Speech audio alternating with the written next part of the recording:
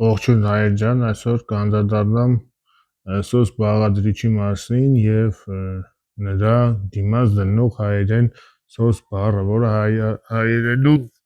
գործածվում է պերճ, հպարտ, փառավոր, սեկ, հաղթանդամ իմաստներով։ Սրանից է սոուն վայելչակազմ գեղեցիկ բառը, թեև հայերենում սոս բառի համար ուղղակի առաջնորդ իմաստով գործունեության վկայություն չունենք, սակայն պերճ, հպարտ, փառավոր, սեկ իմաստներից յուրաքանչյուրը ցանկացած առաջնորդի հարիր բնութագիր է։ Սրան հավելենք, որ սոս բառը հնչյունական առումով նույնպես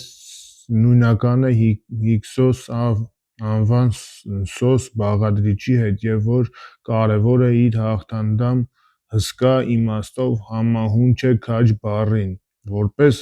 հայերեն սոս հաղթանդամ հսկա բառի եգիպտական զուգահեռ կարելի է նշել ս, հզոր, ուժեղ, բարձր, հզորացնել, ուժեղացնել, վեր բարձրացնել բառերը։ Հայերեն քաջ եւ սոս բառերի իմաստները կարելի է բաժանել երկու խմբի, որոնցից առաջինի մեջ մտնող իմաստները արտահայտվում են անձի ֆիզիկական զորության հատկանիշների, իսկ մյուս խմբի իմաստները հոգեվոր բարոյական հատկանիշները։